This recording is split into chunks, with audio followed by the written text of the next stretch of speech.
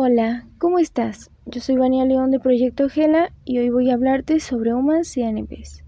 ¿Pero qué son las UMAS y ANPs? Recordemos que México es un país megadiverso, es decir, los grupos taxonómicos que habitan en él poseen una enorme variabilidad genética. Pero México no es el único país con gran biodiversidad. Esta característica la comparte con Brasil, Perú, Indonesia, China, Colombia y otros países. El clima, la fisiogeografía y la historia geológica de México son excepcionales y permiten la coexistencia de especies de origen tropical y boreal, y asimismo la enorme diversificación de grupos taxonómicos a lo largo de todo su territorio. Se ha calculado que de todas las especies descritas en el mundo hasta el momento, México posee del 10 al 12% de ellas, y aproximadamente el 15% de las especies vegetales que se consumen en todo el mundo se cultivan en México. Sabemos que los beneficios que obtenemos de la naturaleza van desde los alimentos que consumimos hasta los medicamentos que necesitamos, pero en específico, los ecosistemas realizan acciones como la purificación del aire y del agua, la descomposición de residuos, la regularización del clima y el mantenimiento de la biodiversidad. Por esto mismo, y a pesar de que a lo largo de la historia no se evalúa adecuadamente, es necesario promover la preservación de los ecosistemas y asimismo de la biodiversidad. En México y el resto del mundo se han implementado distintas formas de proteger a la biodiversidad, enfocándose principalmente a dos de sus niveles de estudio, el de especies y el de ecosistemas. Los riesgos principales a los que se ha expuesto la biodiversidad son el aumento en la demanda de espacio, alimentos, agua y energía que requieren las sociedades modernas, así como el cambio en el uso del suelo, el aumento en la infraestructura, los incendios forestales, la sobreexplotación de los recursos naturales, la introducción de especies invasoras, la contaminación ambiental, el aprovechamiento ilícito de ejemplares de vida silvestre y el cambio climático.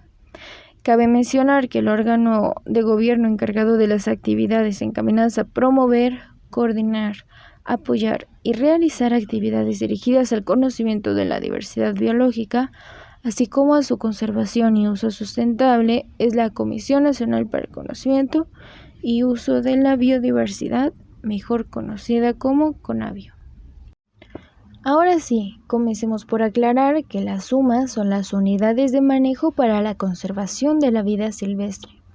Estas son predios e instalaciones que deben estar registrados y ser de manejo aprobado, regulando sus actividades bajo el marco normativo de la Ley General de Equilibrio Ecológico y la Protección al Ambiente, la Ley General de Vida Silvestre, por sus siglas LGVS, y su reglamento, pues es en ellos en donde se estipulan las sanciones administrativas y procesos judiciales, llegando a ser sancionados hasta con prisión.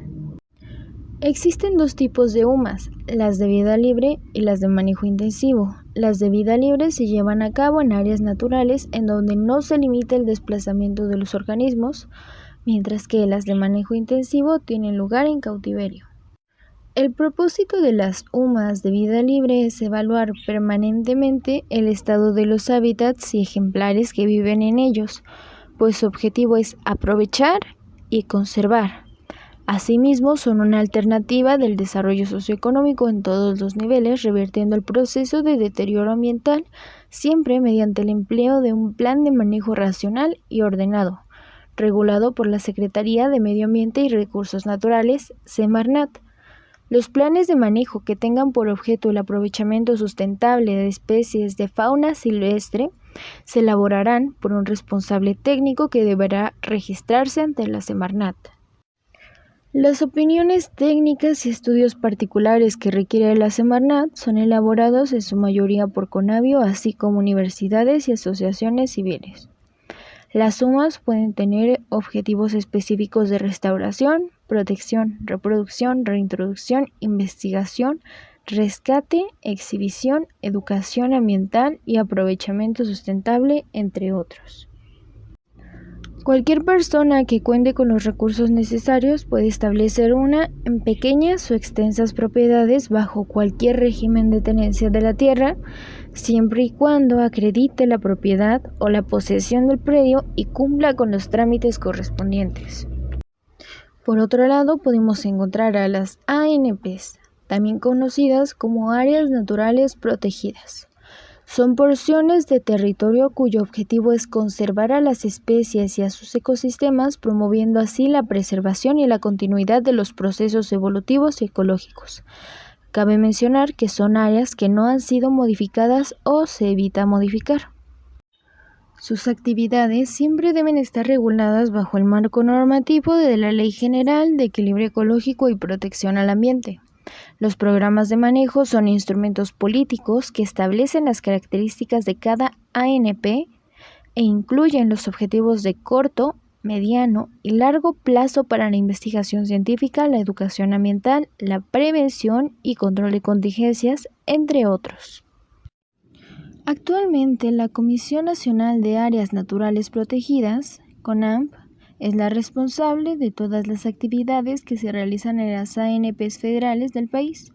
En este sentido, la certificación es un proceso unilateral por parte del proponente y en donde la CONAMP participa como federatario de la voluntad de conservar sus predios y de las políticas, criterios y acciones que el promovente pretende realizar para lograr sus fines. El objetivo de la CONAMP es regular las actividades de las ANPs mientras éstas se encargan de vigilar el aprovechamiento sustentable de los recursos, buscando la integridad de la fauna y flora locales. Asimismo, promueven la investigación de los ecosistemas, facilitando la comunicación y fomentando el conocimiento del aprovechamiento sustentable, así como la continuidad de las prácticas. Por último, procuran que las zonas históricas, arqueológicas y turísticas se conserven en buen estado. Tal vez la diferencia no sea tan evidente, pero las sumas se enfocan principalmente a la preservación de áreas que fueron modificadas por la actividad humana, mientras que las ANPs procuran a los recursos económicamente relevantes. De acuerdo con la Ley General del Equilibrio Ecológico y la Protección al Ambiente, por sus siglas LGEEPA, existen 6 categorías de manejo para las ANPs federales: reservas de la biosfera, parques nacionales, monumentos naturales, áreas de protección de los recursos naturales, áreas de protección de flora y fauna y santuarios. Las reservas de la biosfera se conforman de uno o más ecosistemas no alterados por la acción humana y que necesiten ser preservados y restaurados. En ellas habitan especies representativas de la biodiversidad nacional, endémicas, amenazadas o en peligro. En esta categoría podemos encontrar a El Cielo en Tamaulipas. Los parques nacionales poseen uno o más ecosistemas que destacan por su belleza, potencial científico-turístico, valor histórico, por la existencia de flora y fauna, etc. En ellos está prohibida la extracción de recursos naturales y asentamientos humanos. Un ejemplo es El Chico en Hidalgo.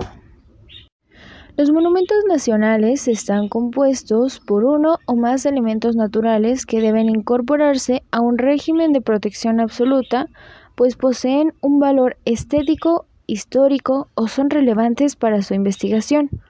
Bonampak, en Chiapas, es considerado un monumento nacional. Las áreas de protección de recursos naturales tienen como objetivo la preservación y protección del suelo, así como de las cuencas hidrográficas, el agua y los recursos naturales localizados en terrenos forestales. Las áreas de protección de flora y fauna se establecen de acuerdo con la Ley General del Equilibrio Ecológico y la Protección al Ambiente y otras leyes cuyo fin es preservar flora y fauna silvestres. Un ejemplo es Médanos de Samalayuca en Chihuahua. Los santuarios son ricos en flora y fauna, presentan especies, subespecies o hábitats restringidos y requieren ser preservados. El más reconocido en México es el Santuario de la Mariposa Monarca en Michoacán. Además, existen los parques y reservas estatales y las zonas de preservación ecológica de los centros de población. Las reservas ecológicas estatales poseen uno o más ecosistemas no alterados por la acción humana y que necesiten preservarse o restaurarse. Además, en ellas habitan especies representativas de la biodiversidad nacional y estatal, entre ellas las amenazadas y en peligro de extinción. El cañón Usumacinta es una reserva ecológica. Los parques estatales son representaciones geográficas y ecológicas de gran valor estético, histórico, educativo y científico. En ellos habitan flora y fauna protegidas y con gran potencial turístico. En él solo se permiten actividades relacionadas con la protección de recursos y ecosistemas, el incremento de flora y fauna. Asimismo, promueven la investigación, la recreación, el turismo y la educación ambiental. El Cerro de los Monos es considerado un parque estatal. Los jardines históricos son zonas próximas a monumentos históricos de interés de la Federación o del Estado. En ellos habitan especies no nativas. Un ejemplo son las chinampas de Xochimilco. 4 áreas naturales protegidas han sido designadas como sitios de Patrimonio Mundial Natural: Sian Ka'an, el Santuario de las Ballenas del Vizcaíno, las islas y áreas protegidas del Golfo de California y la Reserva de Biosfera de la Mariposa Monarca.